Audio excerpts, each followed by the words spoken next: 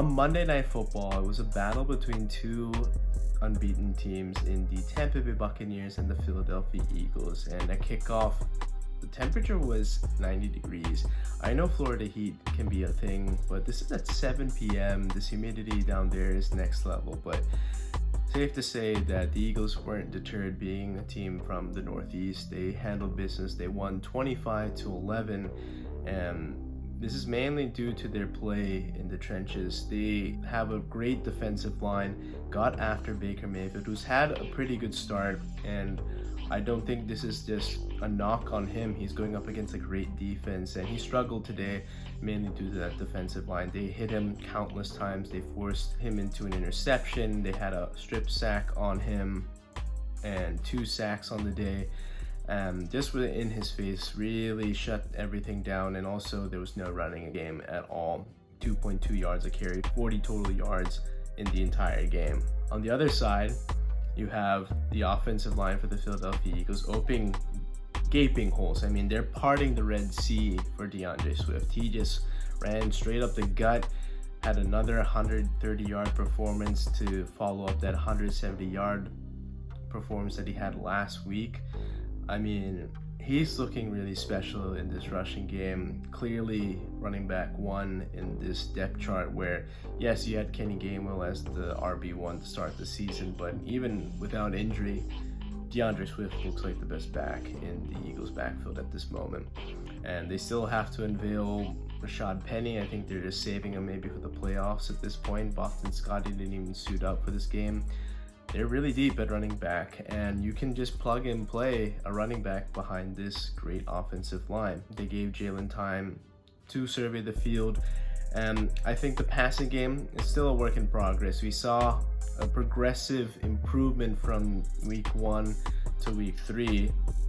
Better deep ball passing. You got to see AJ Brown get involved and squash whatever beef, what people are trying to say between Jalen and AJ Brown. Very clear that those two guys are best friends, and we're not going to see anything go on for the foreseeable future in this season. AJ was phenomenal tonight, and there was just a couple miscommunications. I think the first interception by Jalen, it was a misanticipation where the back was supposed to be on that.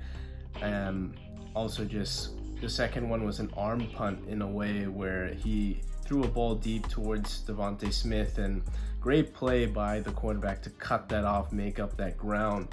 But it was intercepted at the 1 yard line, and it turned into a safety on the next play. So yes, they won the battle but lost the war in that sequence because they gave up a safety on that next play. Going back though to that defensive line, let's talk about Jalen Carter. Again and again, you see him make plays from week to week, but now he had this unbelievable sequence in back-to-back plays. He helped Fletcher Cox, and they split a sack on Baker Mayfield, even forced a fumble. Not sure if he's going to get credit for that in the stat sheet, but ball was dislodged. Bucks recover. Next play, screen pass to Rachaad White. Jalen Carter is about a couple yards beyond the line of scrimmage in the backfield. He makes up that ground, tackles Rachaad White, but also punches at the ball to force a fumble that's recovered by James Bradbury. Eagles turned it into another 3 points to get some breathing room going into halftime. And every time the Bucks had some type of momentum, it was silenced by the defensive line, or also you got to see them just grind it out. In the fourth quarter, Bucks make it a 25-11 game with 9 minutes and 22 seconds left. They don't touch the ball for the rest of the game. That's how insane the Eagles' offensive line controlled the rest of this game. I mean, at this point, the Bucks defense is gassed.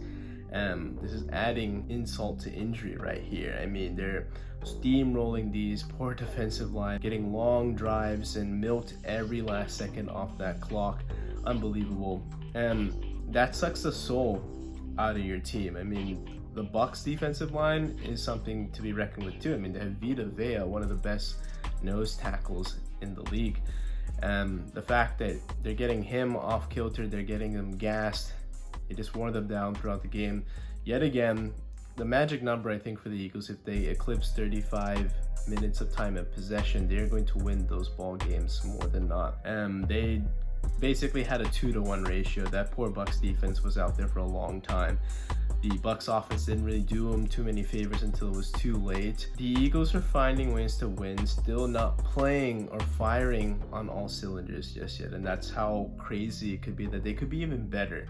They won this game by 2 touchdowns, and Jalen Hurts is still turning over the ball and not making all the best reads, and there is issues with play calling as well from Brian Johnson's end. Imagine if they're getting back to this high-flying offense that we saw. We see it in spurts, but it hasn't been an offensive exhibition just yet.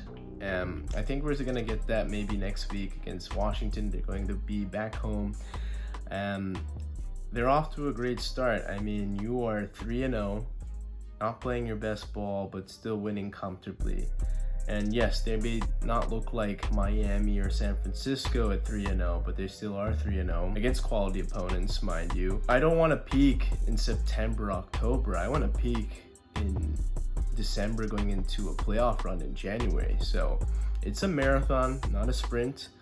Eagles look great despite some issues, but they're right there amongst the other undefeated teams, and I think they'll have a say when it's all said and done at the end of this year.